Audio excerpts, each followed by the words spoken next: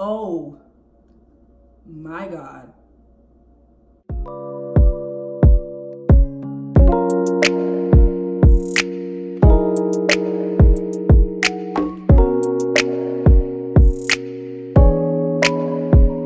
Welcome back to my channel. My name is Liv Celene if you're new, and if you're not, thank you so much for coming back to view more content. Please don't forget to like, comment, and subscribe for more. Okay guys, so today's video is going to be a review on the Knotless Braids. I'm sure Knotless Braids have been around like forever, but I just feel like they really picked up a lot of traction this summer and become like the new hot thing. I actually have had these for a month exactly. So this is a 1 month update. They're coming down this weekend, honey. It's time to say yeah. But yeah, I really enjoyed these braids. Knotless braids basically are a box braid that just don't have that knot at the start of the braid. So it's essentially just one big plait all the way down. I am just going to go ahead and insert a clip for you guys of when I first got them done, so you can like have a comparison of when they were actually fresh.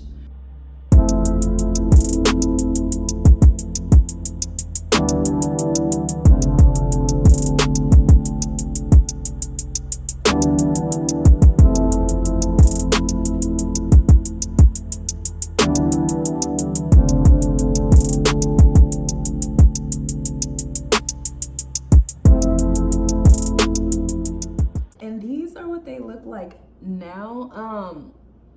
It's time for them to go. I'm not gonna lie. I will say the disclaimer though that so I started a 30-day boot camp like a week before I got these. So with me working out and sweating literally almost every day of having like 3 weeks of having these, I don't think these are that bad, because I really thought like with my hair type, my 4C hair type, like them not having the knot, they were just gonna like look a fool. I was like hoping they were gonna last for 2 weeks. So they made it a month, and I'm actually really happy with them. There's just little things you can see, I guess, like here's one, like my hair started, you can see my hair starting to come out of it a bit. But yeah, I'm gonna go ahead and take them down out of this and let you see. I'm ready to take them out though, I can't lie. I did really like them though. I really wanted to try these because I've heard that it was like good for like less tension on the hair, which my hair doesn't do that well with braids. It's weird, I have like 4C thick hair, like that I guess, I don't know. It's like thick, but I guess weak at the same time. Like braids just aren't good for my hair. So I want to try these because everyone said it's like better for your hair, less tension, like easier to move around than like if you were to have a knot, which they were. I wouldn't really change anything about them. I really enjoyed these braids. I did ask for waist length. My belly button's right here, so it's not exactly waist length, but they took 7 hours start to finish. She did go ahead and boil the end, or boil water and then dip the ends, but she also cut. I feel like they probably would have been longer, but she like, cause I feel like, wait, let me see. The look, but braids, you know, usually do like the taper thing in the back. They were like, she like cut them, but it didn't bother me much. And I think something to know, like everyone that's had these say, oh, my hair grew out so much, but I really don't feel like this is my hair going out. I feel like it's just, so when they were fresh, it probably was like this, but it was just slicked down because it was new. But now that it's like I've been working out, sweating stuff, puffing up, it's that. But to the eye, it does look like a bunch of new growth, but I really don't think it's like that much new growth. One of my best friends actually had this the same time I had them too, and she washed hers, and I think she has a different hair type than me, but she washed hers and it didn't affect it at all. I'm pretty sure they were still good. She just said they got really heavy, and I definitely tell, like now I feel like they're starting to get heavier. Like the other day at work, I had it tied back like I did like that, and I just felt like this part was so heavy. So I literally like sat it on top of my head like this for a second. I just told everyone around me, I was like, don't mind me, like, because I didn't want to take them down because they were gonna be all in my face. But so like sleeping, I would just like put a scarf on. And funny story, I went to the hair store, that'll bring me to this. I got this big old braid shower cap, which, oh my gosh, this was a savior, honestly. Like, you just put all your hair in this, flop it over, and then there's like a Velcro strap like this, you tighten it, and then you just take a shower. And it was like literally the best thing ever. But I went to the hair store for this and a bonnet, a braid bonnet. And I ended up buying the wrong thing. Like I was just looking at the girl in the picture. I wasn't reading the words. And I ended up buying like a braid conditioning cap. It was like rain jacket material. Listen. But I ended up getting that, and then like I didn't take it back, and I just didn't go back. So like I never got it. And so I was just sleeping. I had this part out when I slept. I would just do the scarf with the bonnet on top. But yeah, and I would be spraying just like some like oil on it ever so often just to make sure it wasn't looking dry, nothing up there. But I really love them. I honestly might get them again. And this actually brings me to the story time part of this video, because oh my God. This was literally the worst experience I think I've ever had with a hairstylist. But like at the end of the day, she did a really good job. So I'm like, do I go back? Like, I don't know. So let's just go ahead and start this part of the video. So guys, knotless braids are expensive, especially like for the length that I wanted, right? Like the girl that I usually normally go for my hair here in Atlanta, she was charging like $410 for them, and I was seeing like $350. And I mean, like people's prices are their prices, like whatever. That's just not the price I want to pay. So I went out, like looked around elsewhere, and this influencer that I actually follow, who lives in Atlanta, tagged who she went to for these. And so I like get to looking at the girl's page, like, oh, okay, everything's checking out, looks fine. She had a booking service, which I like. I don't really like when people like DM me for appointments. Like if they actually have a booking service or a style seat or whatever, it makes me feel a little better. Like, you know, they have some organization going on. And like from the pictures, I could tell that it was out of her apartment, but I was just like, whatever, it's not a big deal. She was literally like a third of the price that I was seeing most people having to, or like pricing them at. So I was like, bet. And she had it for any length. So I was like, oh, bet. Like, this is it. So me, not being from Atlanta, don't really know like the cities or how people say I live in it. I'm from Atlanta, but like they live this, that, there, wherever else but Atlanta. So on her booking page, it was like, oh, the address is given after you pay your deposit. So I paid my deposit, and y'all, it said Duluth, Georgia. And I'm like, where the fuck? Duluth, Georgia. I live downtown Atlanta, so I look it up. It's like, and it's, I think I looked it up on like a Sunday, so it was like a 35-minute drive, no traffic. And I'm just like, okay, whatever. Like, that's not like the worst drive I ever had to have. And like, she's cheap, so let me just, whatever. And I mean, I had already booked it at that point, so I was just like, no big deal. So I booked it on a day that I know I'd have ample time to get out there. It was a weekday, but I had that particular week, I got to work from home. So I was just like, I'll go at this certain time, be able to get out there before traffic starts, no big deal. I booked this appointment too. She was like booked 3 weeks out and I was like really ready to get some freaking braids for the summer. I was just like, okay, I'm just gonna wait, So my appointments comes, you know, y'all, like I just said, I got a thick 4C hair. So my hair is in an afro, like ready to go, And I'm sorry, I'm laughing because like I'm still thinking, wow, this really happened. Okay, so I head out to my appointment. I'm on time. Pull up to the gate. Like her confirmation email said, text this number when you pull up, and I'll give you the gate code.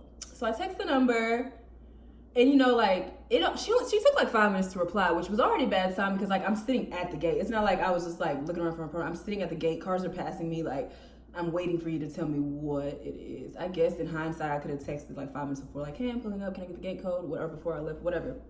So she texted me the gate code and then double texted me and said, can you give me 30 minutes? Like, okay, whatever, just like, whatever. So y'all, when I pull up, like actually to her apartment building, it starts monsooning. I mean, pouring rain, like, oh my God, it literally just starts pouring right when I pull up. And she lives in an outdoor apartment, so like where you go up the steps and her door's on the outside. So like, my hair's in an afro, I can't get it wet, I don't have an umbrella. Like, I'm gonna have to run for it, so I'm thinking that. But then she was like 30 minutes, so I'm just gonna sit in my car and wait for it to die down. She texted me, guys, 30 minutes on the dot from the time she said, give me 30 minutes, and said, can we reschedule? Yo, I just drove almost 40 minutes out to this girl, and when I get there, 30 minutes after I get there, you tell me that you need to reschedule?